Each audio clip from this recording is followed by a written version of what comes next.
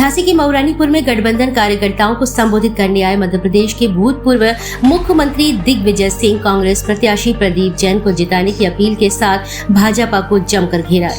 दिग्विजय सिंह ने कहा कि 10 वर्ष में मोदी ने देश को बर्बाद कर दिया है, बदलाव का समय आ गया है, बदलाव करो। कोरोना को लेकर मोदी जी ने थाली घंटी बजवाई। कोरोना के लिए लगाई गई वैक्सीन के दौरान सर्टिफिकेट पर मोदी जी का लगा हुआ फोटो, वैक्सीन से हार्ट अटैक की सूचना के बाद फोटो हटा लिया। संघ परिवार के स्थान पर मोदी परिवार हो गया। भ्रष्टाचारी भाजपा में शामिल होकर साफ सुथरे हो गए हैं। मोहन भागवत हो सकते थे,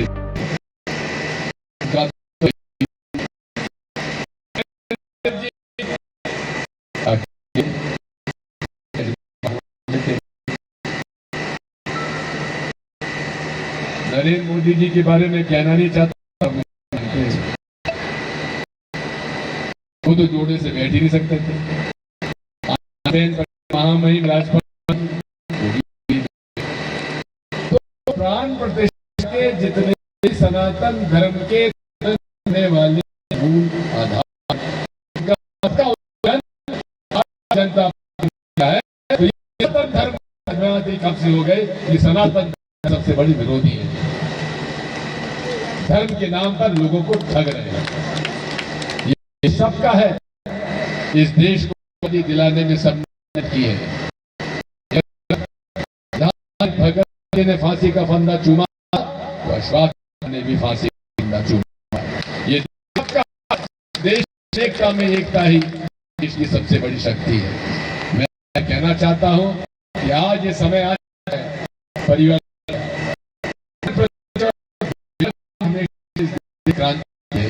और मैं आप इस हालात मुझे नजर आए हैं। ऐसा व्यक्ति है जिससे आखिर तक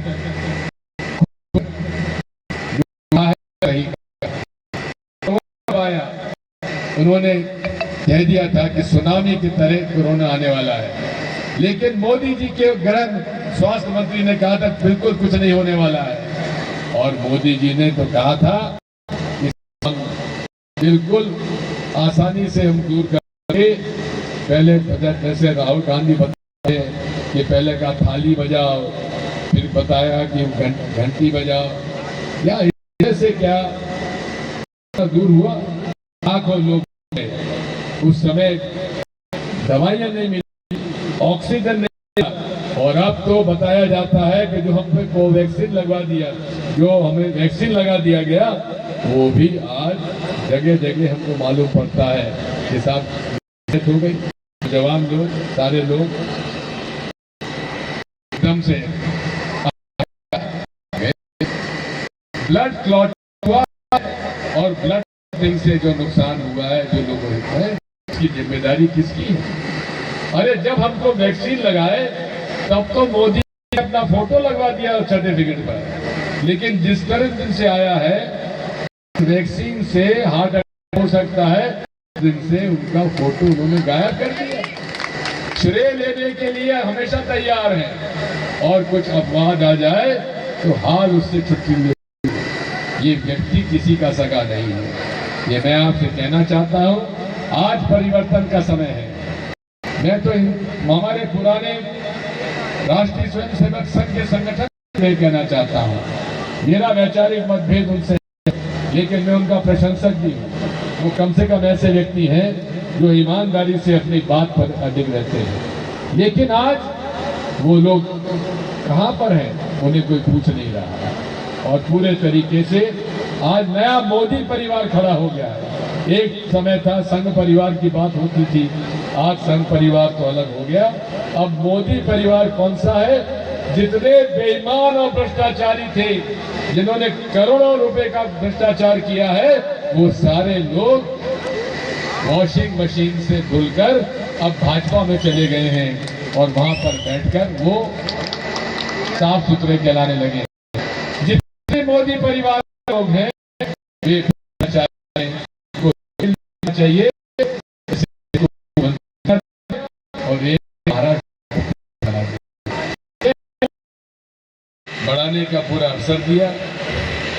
उनके कहने से नीति, नियम और कानून बनाए। और पूरे तरीके से गरीब, मजदूर, किसान और छोटे मध्यम व्यापारी को मार दिया। गरीब गरीब होता चला गया, अमीर अमीर होते चले गए। इन 10 सालों में उन्होंने वादा किया था, काला धन वापस लाऊंगा, इतना काला धन लाऊंगा कि 15 लाख रुपए एक एक व्यक्ति के खाते में डलवा दूंगा, भ्रष्टाचार समाप्त कर दूंगा, भ्रष्टाचारियों को जेल भेज दूंगा, हर साल 2 करोड़ लोगों को नौकरी दूंगा। और झूठ तो इतनी तेजी से बोलते हैं, एक झूठ जब तक उसको उजागर हो तब तक दूसरा झूठ, फिर तीसरा, चौथा, और आज सबसे बड़ा झूठ उन्होंने बोल दिया कि मैंने जीवन में, राजनीति में कभी हिंदू मुसलमान की बात ही नहीं की। इससे बड़ा और झूठ क्या हो सकता है? यदि आप देखेंगे उनका राजनीतिक जीवन केवल नफरत के आधार पर उन्होंने एक वर्ग को इस देश का दुश्मन बना दिया और पूरे तरीके से आज देश में ऐसा माहौल बिगाड़ के रख दिया जहां आज इस देश के लोकतंत्र को भी खतरा हो चुका है, देश के भारतीय संविधान को खतरा हो चुका है। वो सारे लोग जिन्होंने कि 2014 के चुनाव में मोदी जी को एक विकास का एक प्रतिबिंब बना के तैयार किया था, वो आज पूरी तरीके से निराश है। मैं आपसे कहना चाहता हूं और आपसे पूछना चाहता हूं, इन 10 सालों में मोदी सरकार ने किसान का 1 रुपया भी कर्जा माफ किया क्या? कर्जा माफ किया क्या किसान का? और एक मजदूर का कर्जा माफ किया क्या? यहाँ के स्टेट के मऊ, रानीपुर के किसी भी हमारे जो बुनकर लोग हैं उनके लिए कोई कर्जा माफ किया क्या? कोई बिजली में सब्सिडी दी क्या? पूरे तरीके से उन्होंने इन पिछले 10 सालों में केवल एक वर्ग को मदद की और वो था बड़े बड़े उद्योगपति। उनका नाम मुझे लेने की जरूरत नहीं है, कौन यहाँ बता सकते हैं? कौन है? यही मैं आपसे कहना चाहता हूं। और इन लोगों के कितना कर्जा माफ किया? 16 लाख करोड़, 16 लाख करोड़ कर्जा बड़े बड़े उद्योगपतियों का माफ कर दिया, लेकिन 1 रुपया भी किसान और मजदूर और बुनकरों का माफ नहीं किया। यह है मोदी सरकार और मोदी गारंटी। मैं कहना चाहता हूं आपसे, बहुत बड़ा फैसला इन्होंने लिया था नोटबंदी का। कहा था इस नोटबंदी के माध्यम से मैं काला धन समाप्त कर दूंगा। क्या काला धन समाप्त हुआ? अरे अब तो प्रधानमंत्री खुद कह रहे हैं कि कांग्रेस को अडानी जी और अंबानी जी बोरियों में काला धन भर के टेम्पो में भर कांग्रेस को दे रहे हैं।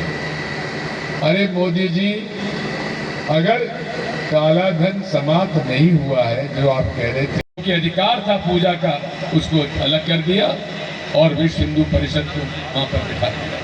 विश्व हिंदू परिषद का राम जन्मभूमि के साथ क्या रिश्ता था? कोई रिश्ता नहीं था।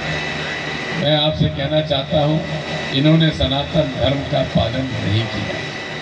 यहाँ पे जितने हिंदू लोग बैठे हैं जिन्होंने मंदिर का निर्माण किया है, मैं उनसे पूछना चाहता हूं, क्या अपूर्ण मंदिर, निर्माणाधीन मंदिर जिसका निर्माण पूरा नहीं हुआ हो, क्या उसकी प्राण प्रतिष्ठा किसी देवता की मूर्ति का हो सकता है क्या? हो सकता है क्या? जब नहीं हो सकता है तो इन्होंने अधर्मी काम किया है कि नहीं किया? दूसरा, मैं आपसे पूछना चाहता हूं, इन्होंने जब चंदा मांगा, रामशिलाएं निकाली, हम लोगों ने चंदा दिया, सबने दिया चंदा, हमने भी दिया, मैंने भी दिया, उसका हिसाब आज तक नहीं दिया। 1400 करोड़ का हिसाब निर्मोही अखाड़ा आज भी मांगता है, उसका हिसाब नहीं दिया। अदालत का फैसला हुआ, अदालत के फैसले के आधार पर निर्माण की मंजूरी मिली, लेकिन शिलान्यास 1989 में अंबानी जी टेम्पो में रखकर कांग्रेस को ये चंदा दे रहे हैं, तो आपका ईडी, आईटी, सीबीआई सो रहा है, क्या कर रहा है? क्यों नहीं उनके ऊपर छापा डालते? क्यों नहीं उनके ऊपर कार्रवाई करते? केवल नाटक नौटंकी के अलावा इनके पास कुछ नहीं है। नोटबंदी में उन्होंने कहा था काला धन वापस ले आओ, खत्म कर दूंगा मैं।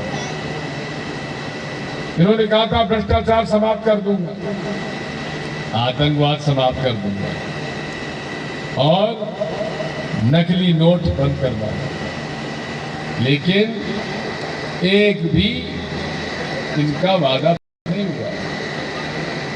लेकिन उन 50 दिनों में पूरे देश के गरीब किसान और मजदूरों को किस मुसीबत से गुजरना पड़ा। आपके खुद का पैसा बैंकों में जो रखा हुआ था, उसको निकालने के लिए लंबी लंबी रात भर लाइनें लगानी पड़ी थी। और तो और ऐसे मौकों पे दलाल पैदा हो जाते हैं और उन दलालों ने 500 रुपए का नोट 350 में लिया कि नहीं लिया, मुझे बताइए। 800 लिया कि नहीं लिया? लाखों करोड़ इन लोगों ने और डॉक्टर मनमोहन सिंह जी ने उसी दिन कहा था कि ये देश का सबसे बड़ा भ्रष्टाचार, सबसे स्कैम है। क्या लाभ हुआ उससे? हजारों करोड़ रुपए इन्होंने नोट नए कराने में खर्च कर दिए और लोगों को परेशान कर दिया। उन दिनों में जिनकी घर में शादियां थी, 4-4 हजार